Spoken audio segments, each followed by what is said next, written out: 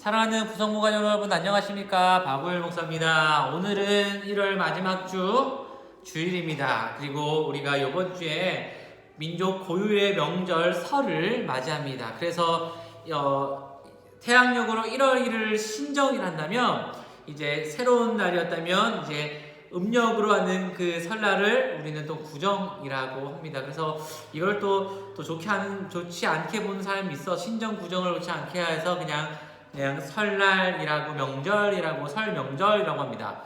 그러면 우리 이 설 명절을 기간 예배를 드리셨나요? 아니면 지금 고향에 코로나19가 지금 많은 확산이 있는 그 상태에서 지금 어떻게 보내시고 있나요?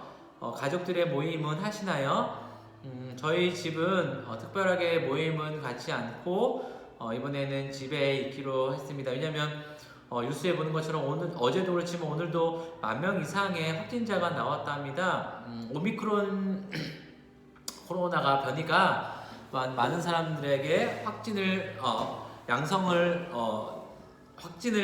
낳게 하고 있고요. 그를 통해서 많은 확진자가 나오고 있습니다. 그래서 뉴스를 보니까 증상은 없는 분들이 많고 또한 일반 감기와 같다고 하지만 그래도 어찌됐건 일반 감기를 걸리면 큰 문제가 없지만 이 코로나 확진을 양성을 받으면 여러 가지 제약이 따르잖아요. 그래서 우리는 어디 가지 않고 집에 있기로 했습니다. 그러면 우리 부성부 가정분은 어떻게 하시겠어요? 그래도 갔다 올 수 있지만 조심하게 자가로 움직이시면 좋고요. 그리고 많은 곳에 가서 식사하기보다는 식사는 집에서 식사하시고 또한 마스크를 최대한 쓰시고 대화할 때 마스크 쓰셔서 보내시면 됩니다. 이제 코로나가 여전히 기승을 부리지만 전 세계적으로 이 코로나를 세계적으로는 감기로 보고 또한 이제 여러 가지 방역 패스나 아니면 그 단계를 해제하는 국가가 나타나고 있다고 합니다. 아직 우리나라는 그런 단계는 아직 하지 않고 있고요. 여전히 코로나를 또한 하나의 위험한 질병으로 분류하고 확진자들은 양성받은 사람들은 자가격리를 하고 있고 그와 밀접한 접촉이 있는 사람들은 그에 맞춰서 또한 자가격리를 하는 중에 있습니다.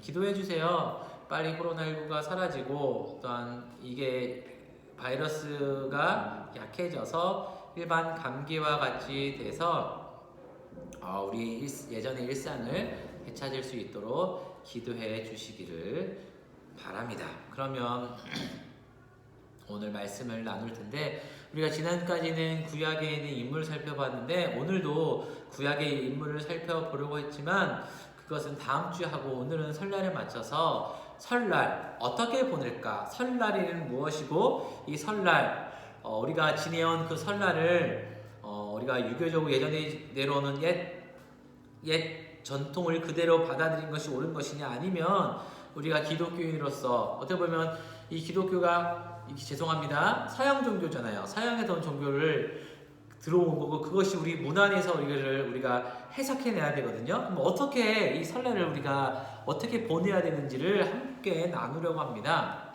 그래서 오늘 좀 살펴볼 텐데요. 설날 하면 기억나는 게 무엇이에요? 이미지가 뭐예요? 저는 설날 하면 까치가 생각납니다. 왜일까요?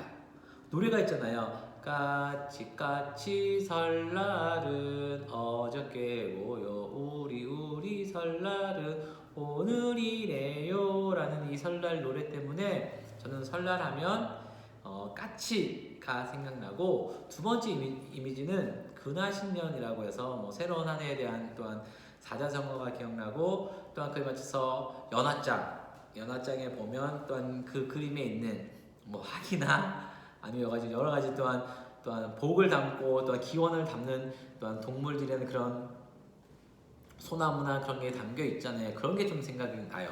그리고 더 중요한 거는 지금은 제가 세뱃돈을 받을 수 있는 나이는 지났고 이제 조카들에게 세뱃돈을 주는 나이가 되었습니다. 그래서 세뱃돈이 생각납니다. 우리 구성부 가족 여러분은 설날하면 무엇이 생각나세요? 우리 아직 제 아들과 제 딸은 나이가 어려서 그런지 아직 세뱃돈이라는 개념은 잘 모르는 것 같고, 아직 뭐 돈을 받으면 그것은 이제 또 따로 이제 아이들 통장에 넣어서 하고 있긴 있는데요. 이 설날이 또한 그 돈을 받는 것을 좋아하는 게 아니고요. 또한 이게 설날에 또한 의미가 있습니다. 왜냐하면 예전에 그 한 해를 끝내고 새로운 한 해를 시작하는 날이고, 단지 1월 1일 양력으로 1월 1일은 이제 양력으로서 했으면 지금 음력으로서 우리가 달의 기운으로서 이제 1월 1일인데요. 어찌됐건 새로운 한 해를 바라보는 거죠. 그래서 어떻게 보면 우리 전통은 예전에는 태양력이 아닌 음력을 사용했기 때문에 지금도 그냥 그 음력 1월 1일을 큰 명절로 보고 우리가 이때 3일 이상에서 길면 5일의 명절을 보내고 있습니다. 이 명절을 우리가 어떻게 보내야 될까요? 설날하면 또 우리가 무엇을 하냐면 세배를 하고 모여서 식사를 하고 있는 거죠. 그래서 어떻게 하냐면 그 새해 복 많이 받으세요 라고 하면서 우리가 절을 하잖아요. 그러면 절을 받은 그 윗어른은 우리에게 또한 덕담, 한 해의 좋은 말로 덕담을 나눠주시고, 그에 맞춰서 또한 우리에게 좋은 필요한 아이들에게 뭐 자녀들에게 여러 가지 또한 작은 또한 세뱃돈을 줌으로써 이런 나누고 또한 주고, 또 우리는 뭐 부모님들의 건강, 어른들의 건강을 기원하는 게 설날인데요. 그러면 이 모습을 우리가 그대로 받아야 할까 말까요? 라는 얘기가 있어요. 그래서 절을 하면 안 된다라는 분들도 있습니다. 절을 하면 안 된다라는 분인데, 저는 이렇게 생각은 해요. 잘 들으셔야 돼요. 절 할 수 있습니다. 절. 근데 어디인가 누군가에게 절을 하는 게 문제인 거죠. 예를 들면 우리가 절을 한다는 것을 보면 첫 번째 생각나는 게 누구요? 제사할 때 절을 하잖아요. 그것 때문에 그 절 자체를 좋지 않게 보고입니다. 절이라는 건 하나의 인사예요. 인사인데 아주 뭐랄까요? 공손한 인사인데 이것이 이제 제사 때 하는 인사로 들어간 거죠. 근데 우리가 제사는 누구에게 절하는 거예요? 죽은 사람에게 절하는 거죠. 그래서 그것이 어떻게 보면 하나의 우상처럼 여기기 때문에 우리가 제사에서 절을 하지 말라고 하는 겁니다. 그러면 이것을 그대로 절하지 말라니까 세배 때 그 설날에 부모님에게, 살아계신 부모님에게 절을 하지 말할까요? 라고 하는데 저는 그렇다고 생각하지 않아요. 절도 하나의 인사법이 하나예요. 예를 들어서 이 절이라는 것은 우리나라 동양에서만 있는 그 각각에 있는 한 나라만 있지 외국에서는 절을 안 해요. 그들은 뭐예요? 목례 아니면 악수란 말이죠.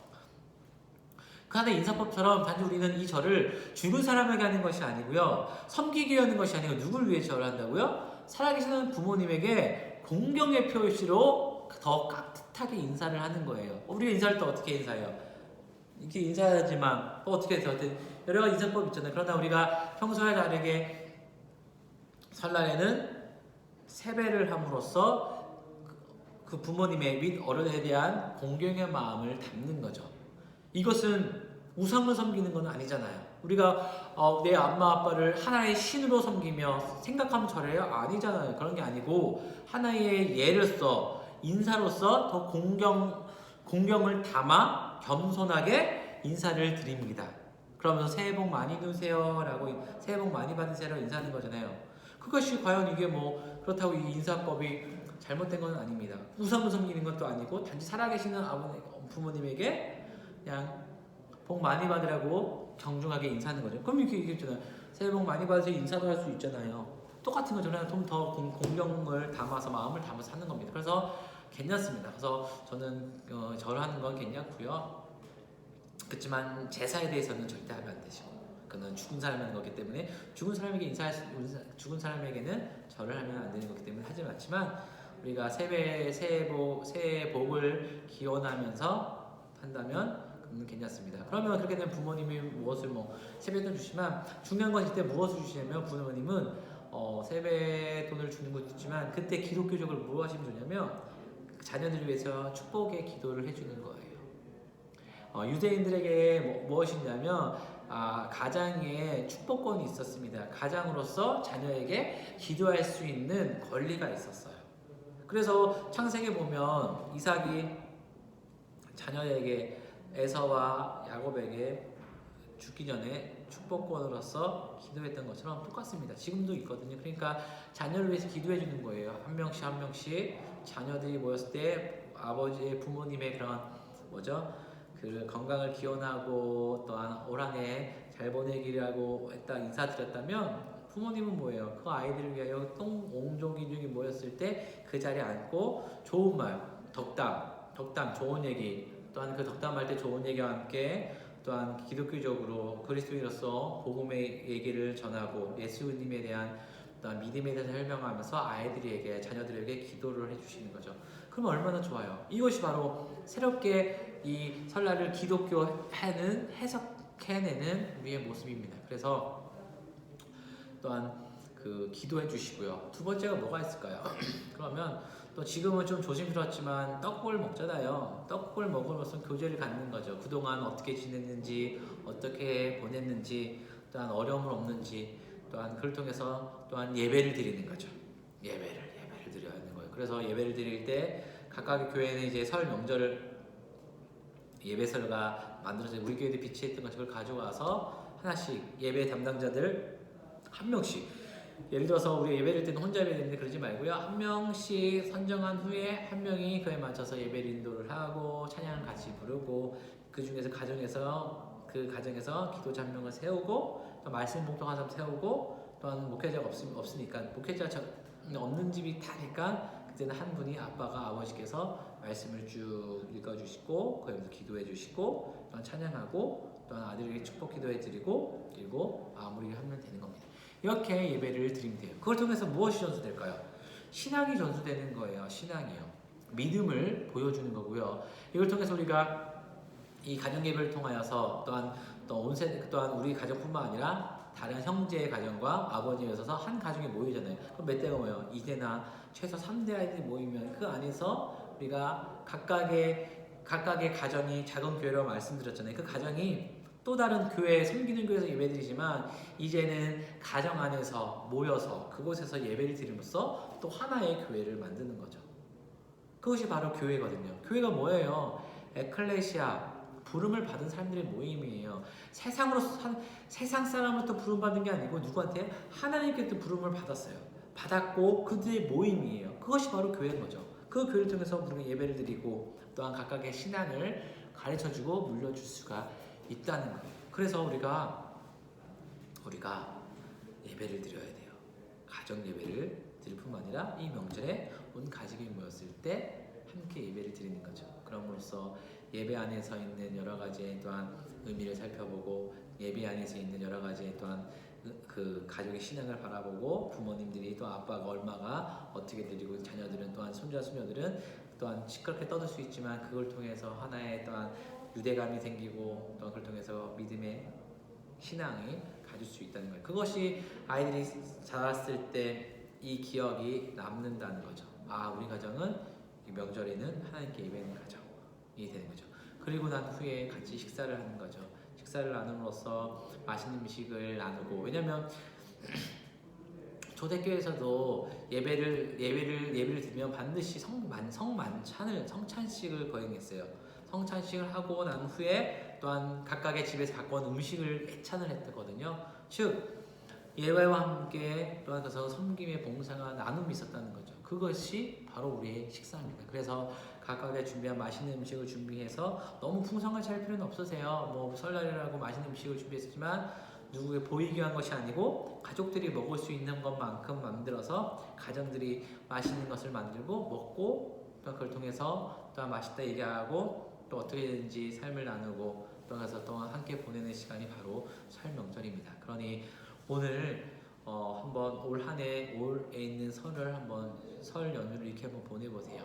그래서 우리 가정이 기독교 가정으로서 그리스도의 가정으로서 오직 신앙을 물려주고 또한 부모님은 또 아이들에게 동중하게 인사를 하는 자녀들에게 덕담을 내주고 또 아이들을 위해 축복 기도해드리고 또 아이들에게 좋은 말을 함으로써 우리 가정은 바로 예수 그리스도를 믿는 가정 예수만 섬기는 가정이 되어서 하나님께 쓰임받는 또한 올 한 또한 부성부 가정이 되기를 바랍니다. 그러니까 함께 이를 위해 기도해 주시고 하나님의 은혜가